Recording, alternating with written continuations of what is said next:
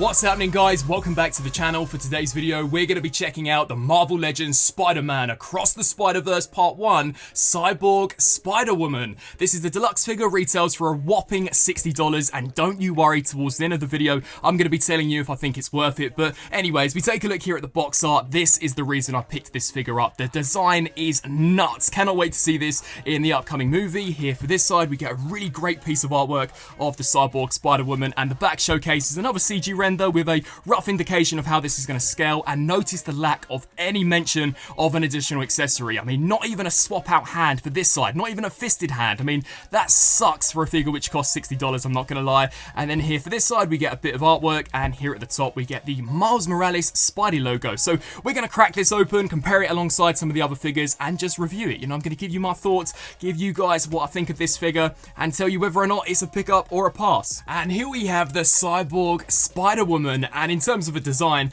this thing looks awesome. It definitely does look the part, but I will say, when I took it out of the box, I was left kind of feeling underwhelmed because it is a lot smaller than I was expecting. And to go back to my earlier point, there are no accessories included with this figure whatsoever, which don't worry, we're going to get into towards the later half of the video again. But as we check out the details here for the figure, I mean, this is just so sick. It's kind of a post-apocalyptic, almost Mad Max inspired version of the Cyborg Spider-Woman, and I am loving it. I think it just looks so insane. You know, I'm a sucker for Transformers, so anything remotely robotic, I'm definitely hopping on, and to see all of the intricate mechanical detail, especially in the cannon arm, is just nuts. Now, as we check out the face, I love the way this thing looks. You know, we kind of get that steel patch. I love the breathing mask that she's using. That just looks so sick looking. Again, very akin to what you'd expect from the Mad Max movies, and then we get that super sick green cyborg eye. Now, an attention to detail which I thought was so awesome is that all of the silver web lining that you're seeing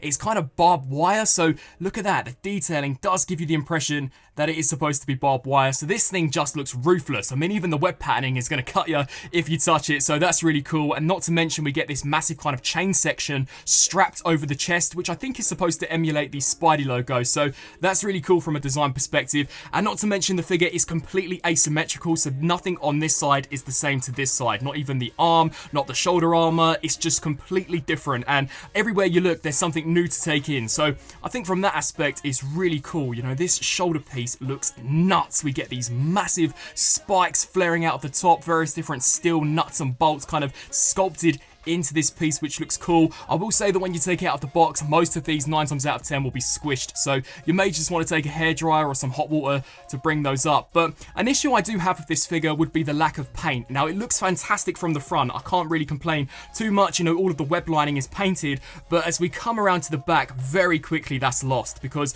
you can see here, half of the arm is unpainted, the shoulder is unpainted, this section of the back is unpainted, and you're going to see more of that when we take a look at the boot. So yeah, not looking too great, but I like all of the bandages we have wrapped around this arm. You know, we even get this kind of spiked bracelet section, which looks so awesome. And not to mention the cyborg arm, by far my favorite part about the figure. Now, when we saw some of the promo images, I did think it looked a little underwhelming from kind of a paint perspective, but having this in hand, I think the shade of plastic they've used was perfect. It does have this kind of metallic shimmer to it. You know, you can even see here on camera, it looks so cool. It's not dull and drab. You know, it does look pretty sweet. As we take a look here at the kind of inside, you can see all of the intricate circuitry detail. I mean, yeah, it would have been awesome had some of the wires and tubes been picked out in some red and green, but I'm not going to complain. And we get this section, which looks as if though it's been kind of fastened, fused to the chest of the Spider-Woman, which I just love. And here for the cannon arm, I mean, look at that. It is just so nuts looking. We get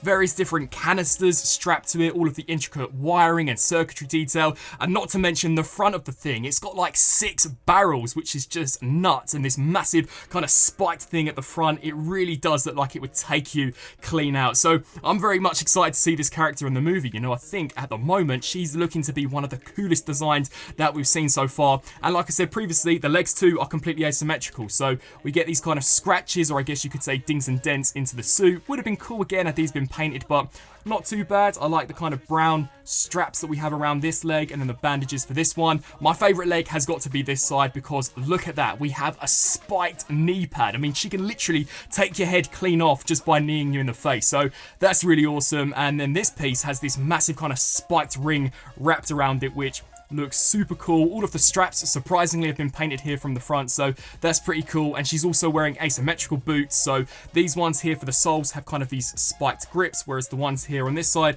are just smooth. But like I said previously, as you come around to the back, completely unpainted, which absolutely sucks. You know, you're paying $60. These figures are not cheap by any means, and it's just such a shame that they couldn't continue that metallic silver here to the back of the figure. So yeah, it's a little underwhelming, I'm not going to lie, but the detail we do have does look great. Again, it does look to me as if though this is supposed to be barbed wire, so yeah, this is looking to be such a sick character. Now, in terms of her articulation, it's decent. So for the head, we do get a ball joint, which can look up to that far. It can look down. It can also tilt side to side, as well as rotate left to right. Now, the humanoid arm is very basic. You know, there's no butterfly joint, which is a shame. It can rotate forwards and backwards, and the shoulder pad, surprisingly, is a little flexible. So, you know, you can get some natural poses out of this. It can also hinge out to the sides. We do get a bicep rotation, double jointed pinless elbows, which I thought was kind of cool. And then here for the hand, it can rotate as well as hinge forwards and backwards. Now, the torso was definitely an area where I was kind of let down by, because it crunches very slightly forwards, barely nothing back at all. It has a little better range going side to side and rotating left to right, but there is no waist joint. So any rotation that you want to get out of the upper body, you have to solely rely here on this mid cut. So yeah, that does kind of suck, I'm not going to lie. And in terms of the cyborg arm, you know, I understand how they're restricted to the design, but I definitely think there was maybe a way they could have implemented some kind of elbow joint. You know, I was hoping here for this kind of springy piece that it would maybe extend slightly and then there would be an elbow joint. Maybe I'm asking too much, but as it stands, we do just get a rotation going forwards and backwards, a hinge joint out to the side very slightly due to this massive chunky shoulder pad. There is a bicep rotation, so that's kind of cool, and the tip of the cannon too can also rotate, so yeah, that's nice. As we come here to the hips, you know, average, these can kick forwards to 90. They can kick back, I'd say, about that far before the cake does restrict it. They can also hinge out to the sides. We get a bit of thigh rotation, a double jointed pinless knee, but for this side, it's severely lacking. I mean, come on, that's basically no more than you'd get out of just a single joint. So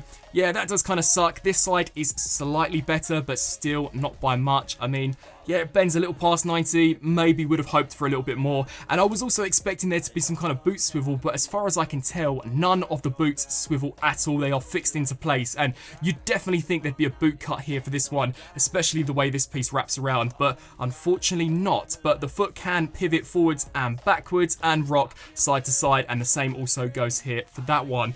Now, talking about accessories, or I guess lack thereof, she doesn't come with nothing at all, and that's again where I have an issue about the price, because not only have they only painted basically the front of the figure, but she doesn't come with anything. I mean, there's no interchangeable hands here for the more humanoid arm. They really could have given us a great set of different gestures, you know, fisted hands, maybe some dynamic hands. There definitely could have been more going on with this, or maybe some kind of handheld weapon, maybe a giant web, I don't know, just something. And if you cast your minds back to some of the basic figures, they come with blast effects. It would have been so awesome had they given us a massive, meaty, chunky blast effect to smack into this cannon, because I mean, the hollowed out ports are definitely there, and nothing that I have in my collection fits them. So I definitely think they also could have given us a blast effect. But anyhow, as we talk through a few comparisons, here we have the Cyborg Spider-Woman compared alongside the first movie Into the Spider-Verse Miles Morales. So you can see in terms of this comparison, there is a big difference. But when we begin to bring out some of the average 6-inch scale figures, you're going to see not so much. You know, Miles is a much smaller figure when in comparison to just a standard Marvel Legends. But yeah, she's definitely a lot bigger than Miles. But then when you compare her to the likes of Peter B. Parker, I'm not too sure, you know, guys, because this doesn't seem to warrant $60 again, because this thing I think retailed for around 20 to 22 when it first came out. So, you know, maybe had this been more around the 40 to 45 max, I would have thought it would have been worth it. But, you know, the extra $15 with no accessories at all, honestly, I'm going to have to say maybe wait for a sale. Here she is alongside Spider-Man Noir and Spider-Ham. And for a comparison alongside a few other larger Marvel Legends figures, here we have the MCU Ironmonger and the Captain America Civil War Giant Man Builder figure. And wrapping up on this review for the Cyborg Spider-Woman based on the upcoming Across the Spider-Verse movie, in terms of a pick up or pass, I'm not too sure really what to say on this one, guys, because half of me really likes it and then the other half just thinks it's way too expensive, because detail-wise this thing looks insane. I mean, the sculpting on this figure is really what saves it. Everything looks nuts, you know, no matter where you look on the figure there's something brand new to admire, and I put that down to the design too, because you're dealing with an asymmetrical design. There's just something new to look at on each side of the figure. So that's really cool. I think the paint from the front looks great. I mean, the head is awesome. The head's been completely painted front to back. But as for the rest of the figure, you guys saw the back of the arms are not painted. The actual back of the figure is unpainted. And the back of the boots are unpainted. It just looks lazy. You know, why they couldn't have continued that kind of barbed wire web lining detail to those areas is beyond me, especially considering we are paying $60, which in today's day and age is not cheap by any stretch of the imagination. And then when you couple it with the fact that this does not come with any accessories at all, I just think you're left with something which does just feel like it maybe should have been 40 to 45 max. So if you can wait for a sale, which undoubtedly there will be one eventually, then yeah, this is a pickup. But in terms of a see it buy it now, I'm honestly not too sure. I definitely would wait to see how you feel about the character once you watch the movie, and you know, if the price hasn't gone down and you really like the character, then maybe pick it up. But honestly, if you can wait for a sale, then I would definitely recommend to do so. I'd love to get your thoughts down in the comment section below. What do you guys think of my opinion on this brand new Cyborg Spider-Woman? And until my next video, I'll see you then. Thanks for watching.